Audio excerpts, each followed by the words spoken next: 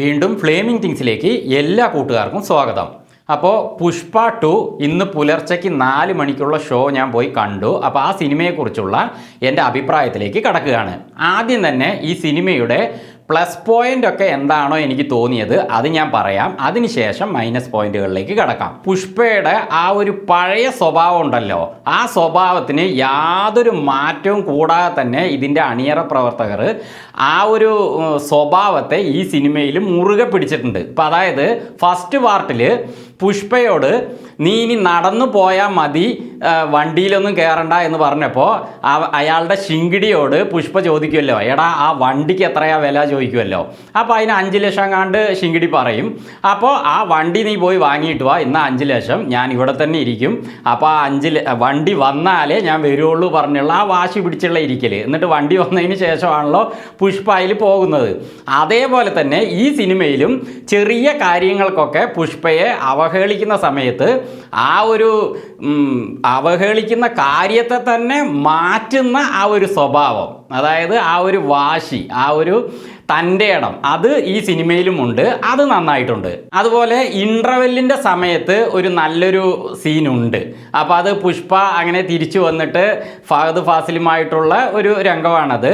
അത് നന്നായിട്ടുണ്ട്. തിരിച്ചു വന്ന് പറയുന്ന കാര്യങ്ങളും ചെയ്യുന്ന പ്രവർത്തികളും അതൊക്കെ നന്നായിട്ടുണ്ട്. അതിന് പുഷ്പ പറയുന്ന ലോജിക്ക് അതും നന്നായിട്ടുണ്ട്. അതുപോലെ ഈ സിനിമയിൽ ഫസ്റ്റ് പാർട്ടിൽ ഒരു കുടുംബ ബന്ധങ്ങളിൽ ഉള്ള പ്രശ്നങ്ങൾ പുഷ്പയ്ക്കുണ്ടല്ലോ. അതായത് അയാൾ ശരിക്ക് അച്ഛൻ്റെ യഥാർത്ഥ ഭാര്യയുടെ മോനായിട്ടല്ലല്ലോ, അതിലൊരു കീപ്പിൻ്റെ മോനായിട്ട് വന്നതുകൊണ്ട് യഥാർത്ഥ ഭാര്യയുടെ മക്കളൊക്കെ പുഷ്പയെ വളരെയധികം പരിഹസിക്കുന്നതായിട്ടാണ് ആ സിനിമയിലുള്ളത്. അതുപോലത്തെ സീനുകൾ ഈ സിനിമയിലും അവർ കൊണ്ടുവന്നിട്ടുണ്ട്. പിന്നെ അതിലുള്ള മഹത്വം, പിന്നെ പുഷ്പയ്ക്കും ആ കുടുംബ ബന്ധങ്ങൾക്ക് എന്താണ് സംഭവിച്ചത് എന്നുള്ള കാര്യങ്ങളൊക്കെ നമുക്ക് അങ്ങോട്ട് ടച്ചിങ് ചെയ്യുന്ന രീതിയിൽ തന്നെ ഈ സിനിമയിൽ അവർ എടുത്തിട്ടുണ്ട്. അതും നന്നായിട്ടുണ്ട്. അതേപോലെ രശ്മിക മന്ദാനയ്ക്ക് ഈ കുടുംബ ബന്ധങ്ങളുടെ കാര്യത്തിൽ ഒരു വലിയ ഡയലോഗ് കൊടുത്തിട്ടുണ്ട്. അവരത് നന്നായിട്ട് ചെയ്തിട്ടുണ്ട്. ആ ഒരു രംഗം രശ്മിക മന്ദാനയ്ക്ക് നന്നായിട്ടുണ്ട്. പിന്നെ ഇതിൻ്റെ അവസാനം പുഷ്പ 3 ഉണ്ടെന്ന് എഴുതി കാണിച്ചിട്ടുണ്ട്. അപ്പോൾ ഇതിന് മുമ്പ് തന്നെ ഈ സിനിമയുടെ ഡയറക്ടറും റൈറ്ററുമായ സുകുമാർ പറഞ്ഞിട്ടുണ്ടായിരുന്നു ഇതിന് പാർട്ട് 3 ഉണ്ടെന്ന്. അപ്പോൾ ഇതിൽ പാർട്ട് 3 ഉണ്ടെന്ന് അവസാനം കാണിക്കുന്നുണ്ട്. അപ്പോൾ എന്തായാലും പുഷ്പയ്ക്ക് 3 വരുമെന്നുള്ള കാര്യം ഉറപ്പാണ്. അതേപോലെ പുഷ്പ ഫസ്റ്റിൽ ചന്ദനം കടത്തുന്നതിലുള്ള ആ ഒരു ത്രില്ലിംഗ് ഒക്കെ ഉണ്ടല്ലോ, അത് ഈ സിനിമയിൽ അവർ കൊണ്ടുവന്നിട്ടുണ്ട്. ഈ സിനിമയിൽ ഒന്നുകൂടി വലിയ രീതിയിലാണ് അത് കൊണ്ടുവന്നിരിക്കുന്നത്. വെല്ലുവിളിച്ചുകൊണ്ട് ആ ചന്ദനം കടത്തുന്നതും കാര്യങ്ങളൊക്കെ അതും നന്നായിട്ടുണ്ട്. അതേപോലെ അല്ലു അർജുനെ ഫസ്റ്റ് പാർട്ടിൽ കൈ കെട്ടിയിട്ടിട്ട് ഒരു ആക്ഷൻ രംഗം ഉണ്ടല്ലോ, അതായത് കാട്ടിൻ്റെ ഉള്ളിൽ കൂടെ ആ കൈ കെട്ടിയിട്ടിട്ട് തന്നെ ഒരു അടിയൊക്കെ ഉണ്ടല്ലോ, അതിൻ്റെ മറ്റൊരു വേർഷൻ ഇതിലുണ്ട് കേട്ടോ. അത് നന്നായിട്ടുണ്ട്. കൈ കെട്ടിയിട്ട് എന്നല്ല, അതിൽ വേറെ രീതിയിൽ ഇതിൽ കാണിച്ചിട്ടുണ്ട്. അതൊക്കെ നന്നായിട്ടുണ്ട്. മാത്രമല്ല അല്ലു അർജുൻ്റെ ഫൈറ്റ് സീനുകളൊക്കെ ഇപ്പോൾ കേരളത്തിന് മല്ലു അർജുൻ എന്നൊരു ചെല്ലപ്പേരാണല്ലോ അല്ലുവിനുള്ളത്. ആ ഒരു മല്ലു എന്ന പേരിൻ്റെ ആ ഒരു അർത്ഥത്തിനനുസരിച്ചുള്ള രീതിയിലുള്ള ഫൈറ്റ് സീനുകൾ തന്നെയാണ് ഈ സിനിമയിൽ ഉള്ളത്. അപ്പോൾ ഇത്രയും കാര്യങ്ങൾ ഈ സിനിമയിൽ നന്നായിട്ടുണ്ട്, കുഴപ്പമില്ല എന്ന് പറയാം. പക്ഷേ ഈ സിനിമയ്ക്ക് മൈനസ് പോയിന്റ് ഉണ്ട് പ്രിയപ്പെട്ടവരെ. ഞാൻ ഈ സിനിമ കണ്ടപ്പോൾ ഫസ്റ്റ് പാർട്ട് കണ്ടതിൻ്റെ അത്രയ്ക്കൊരു സുഖം എനിക്ക് ഇതിൽ കിട്ടിയില്ല. കാരണം ഫസ്റ്റ് പാർട്ടിൽ പുഷ്പയുടെ വളർച്ചയായിരുന്നു. പുഷ്പ ആരാണ്, മറ്റുള്ളവരൊരു വില വയ്ക്കാതെ മുതലാളീനെ അങ്ങോട്ട് കൈകൂപ്പി നിൽക്കണം എന്ന് പറയുമ്പോൾ ഞാൻ ജോലി ചെയ്തതിനാണ് പൈസ വാങ്ങുന്നത്, എനിക്ക് മുതലാളി തന്നെ വേണ്ട പറഞ്ഞിട്ട് ഇട്ടെറിഞ്ഞിട്ട് പോകുന്ന പുഷ്പ, അവനോടൊപ്പം തന്നെ അവനെ വിശ്വസിച്ച് ഇറങ്ങുന്ന ശിങ്കിടി, പിന്നെ പുഷ്പയുടെ വളർച്ച, അതേപോലെ സംഘടന രംഗങ്ങൾ, അതൊക്കെ തന്നെ ഫസ്റ്റ് പാർട്ടിൽ നല്ല രീതിയിൽ അവരെടുത്തിട്ടുണ്ടായിരുന്നു. അത് തന്നെയാണ് പുഷ്പയുടെ ഒരു വിജയത്തിൻ്റെ കാരണം, പുഷ്പ ഫസ്റ്റിൻ്റെ. അതേപോലെ തന്നെ ഫഹദ് ഫാസിലിനെ അവസാനമായപ്പോഴേക്കും കൊണ്ടുവന്ന് ഗംഭീര സീനുകളൊക്കെ ആ സിനിമയിൽ വെച്ചിട്ടുണ്ടായിരുന്നു. അതൊക്കെ നന്നായിട്ടുണ്ടായിരുന്നു. പക്ഷേ ഈ സിനിമയിൽ പുഷ്പയുടെ വളർച്ചയ്ക്ക് ശേഷമുള്ള ഭാഗങ്ങൾ കാണിക്കുന്നത്, അതായത് പുഷ്പ അതിൽ മേലെ വന്ന് കഴിഞ്ഞുവല്ലോ, അതിനുശേഷം ഇയാളുടെ കയ്യിൽ ഇന്ത്യയുടെ മൊത്തം പണവും ഇയാളുടെ കയ്യിലുള്ള പോലെയാണ് ഈ സിനിമ എടുത്തിരിക്കുന്നത്. അതായത് ഒരു 100 കോടി ഇന്ന കാര്യത്തിന് വേണം എന്നൊരാൾ പറയുമ്പോൾ പുഷ്പ ചോദിക്കുന്നത് ഞാനൊരു 500 കോടി തന്നാലോ എന്ന് പറഞ്ഞിട്ട് പണമൊക്കെ ഇങ്ങനെ കാറ്റിൽ പറന്ന് കളിക്കുകയാണ് ഈ സിനിമ മുഴുവനായിട്ടും. അപ്പോൾ പുഷ്പയ്ക്ക് ഈ രക്തചന്ദനം കടത്തിയിട്ട് ഈ 500 കോടിയും 1000 കോടി അതിൻ്റെ മേലെയൊക്കെ ഉണ്ടാക്കി എന്നിട്ട് പൊളിറ്റീഷ്യനായിട്ട് രാഷ്ട്രീയപരമായിട്ട് തന്നെ എല്ലാം തകിടം മറിക്കുന്നു എന്നുള്ളതൊക്കെ നമുക്ക് അങ്ങോട്ടൊരു ലോജിക്കിൽ ഒക്കുന്നില്ല. അപ്പോൾ ഇന്ത്യയിലുള്ള മൊത്തം രക്തചന്ദനം എടുത്താലും ഈ സിനിമയിൽ പറയുന്ന അത്രയ്ക്ക് കാടുകളിൽ രക്തചന്ദനം ഉണ്ടോ എന്നുള്ളത് സംശയമാണ്.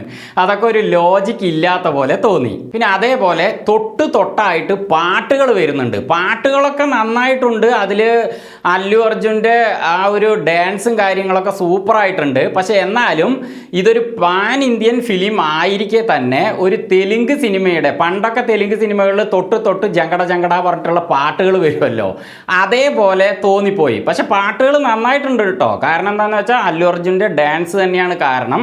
അതേപോലെ മ്യൂസിക് കാര്യങ്ങളൊക്കെ കുഴപ്പമില്ല. പക്ഷെ എന്നിരുന്നാലും തൊട്ട് പാട്ടുകൾ വരുമ്പോൾ ഈ സിനിമയുടെ ആ ഒരു സീരിയസ്നെസ്സിന് എന്തിനാണ് അങ്ങനെ പോയത് എന്ന് തോന്നിപ്പോയി. പിന്നെ ഫഹദിൻ്റെ റോള് ശരിക്കും പറഞ്ഞാൽ ഫസ്റ്റ് പാർട്ടിൽ ഫഹദിന് കൊടുത്തിരിക്കുന്ന അത്ര തന്നെ ഒരു റോള് ഇതിൽ കിട്ടിയിട്ടുണ്ടോ എന്ന് ചോദിച്ചാൽ എൻ്റെ അഭിപ്രായത്തിൽ ഇല്ലയെന്നേ ഞാൻ പറയൂ. കാരണം എന്താണെന്ന് വെച്ചാൽ അതിൽ ബൻവർ സിംഗിൻ്റെ ആ ഒരു എൻട്രി, അതേപോലെ അയാൾ പുഷ്പരാജിനെ അങ്ങോട്ട് വിറപ്പിക്കുന്ന, പോലീസ് സ്റ്റേഷനിലൊക്കെ വെച്ച് വിറപ്പിക്കുന്ന സീൻ, അതൊക്കെ നന്നായിട്ടുണ്ടായിരുന്നു. പക്ഷേ അവസാനമായപ്പോഴേക്കും അതിൽ പുഷ്പ ബൻവർ സിംഗിൻ്റെ തുണി മൊത്തം അഴിച്ച് അയാളെ ആകെ അങ്ങോട്ട് ഒന്നുമില്ലാത്ത ലെവലിലേക്ക് ആക്കുന്നുണ്ട്. അതേപോലെ തന്നെയാണ് ഈ സിനിമയിലും കാര്യങ്ങൾ പോയിട്ടുള്ളതായിട്ടാണ് എനിക്ക് തോന്നിയത്. ഇതിൽ ഒരു സീനിൽ ഒരു ലേഡിയുടെ മുമ്പിൽ ഫഹദ് തുണിയില്ലാതെ നിന്നിട്ട് പോയി കർട്ടൻ്റെ പുറകിൽ പോയി നിന്ന് ഒളിഞ്ഞു നിൽക്കുന്നത്, അതായത് ആ ലേഡീൻ്റെ അത്ര തന്നെ പ്രാധാന്യം ആ സീനിൽ ഫഹദിന് ഇല്ല. അയാൾ എന്തോ ഒരു അവരെക്കാളും താഴെയുള്ള ലെവലിൽ അവിടെ കാണിച്ചു പോയി. പക്ഷെ അതേസമയം പുഷ്പരാജിൻ്റെ ഒപ്പം തന്നെ ഫഹദ് അവസാനം വരെയും പൊരുതിക്കൊണ്ടേ ഇരിക്കുന്നുണ്ട്. പക്ഷെ ആ പൊരുതലിലൊക്കെ പുഷ്പയുടെ അത്രയ്ക്കുള്ളൊരു പവറിൽ, അതായത് മറ്റേ ഫസ്റ്റ് പാർട്ടിൽ കണ്ട ആ ബൻവർ സിംഗിൻ്റെ ആ ഒരു പവർ ഇതിൽ ഉള്ളതായിട്ട് എനിക്ക് തോന്നിയില്ല. പക്ഷെ എന്നാലും ഫഹദ് തൻ്റെ റോള്, തനിക്ക് കിട്ടിയിരിക്കുന്ന റോള് അയാളുടേതായ രീതിയിൽ ചെയ്തിട്ടുണ്ട്. അപ്പോൾ ഇതിൽ കുറേ പോസിറ്റീവ് വശങ്ങളുണ്ടെങ്കിലും ഫഹദിന് ഇതിൽ ഞാൻ പ്രതീക്ഷിച്ച അത്രയ്ക്കൊരു പവർ കൊടുത്തിട്ടില്ല എന്ന് തോന്നിയത് കൊണ്ട്, അതേപോലെ പുഷ്പയുടെ കയ്യിൽ ഈ ഇന്ത്യയുടെ മൊത്തം പണവും പുള്ളിയുടെ കയ്യിലുള്ള പോലെ വാരി വെതർന്നത് കാണുമ്പോൾ, അതേപോലെ രക്തചന്ദനം എത്ര വേണമെങ്കിലും പുള്ളിക്ക് കയറ്റുമതി ചെയ്യാൻ കഴിയും എന്ന ലോജിക്കില്ലാത്ത കാര്യങ്ങൾ, അതായത് ഇന്ത്യയിലുള്ള കാടുകളിലുള്ള മരങ്ങൾ മൊത്തവും രക്തചന്ദനമാണ് എന്ന പോലെയാണ് ഈ സിനിമയിൽ കാണിച്ചിരിക്കുന്നത്. അപ്പോൾ അങ്ങനെയുള്ള ലോജിക്കില്ലാത്ത കാര്യങ്ങൾ, പിന്നെ തൊട്ട് പാട്ടുകൾ, അങ്ങനെയുള്ള കാര്യങ്ങളൊക്കെ വന്നതുകൊണ്ട് എൻ്റെ അഭിപ്രായത്തിൽ ഈ സിനിമ പുഷ്പ ഫസ്റ്റ് പാർട്ടിൻ്റെ അത്രയ്ക്ക് വന്നിട്ടില്ല. അപ്പോൾ അതുകൊണ്ട് ഈ സിനിമ വളരെയധികം ഇഷ്ടമായോ എന്ന് എന്നോട് ചോദിച്ചാൽ ഇല്ല എന്നേ എനിക്ക് ഉത്തരം തരാൻ കഴിയുകയുള്ളൂ. അപ്പം നിങ്ങൾ ഈ സിനിമ കണ്ടിട്ട് നിങ്ങൾക്ക് ഇതിനെക്കുറിച്ചുള്ള അഭിപ്രായം എന്താണോ അത് കമൻറ്റിലൂടെ അറിയിക്കുക. വീണ്ടും മറ്റൊരു വീഡിയോയുമായി ഞങ്ങൾ വരുന്നതുവരെ ഫ്ലേമിംഗ് തിങ്സിൽ നിന്ന് ബൈ.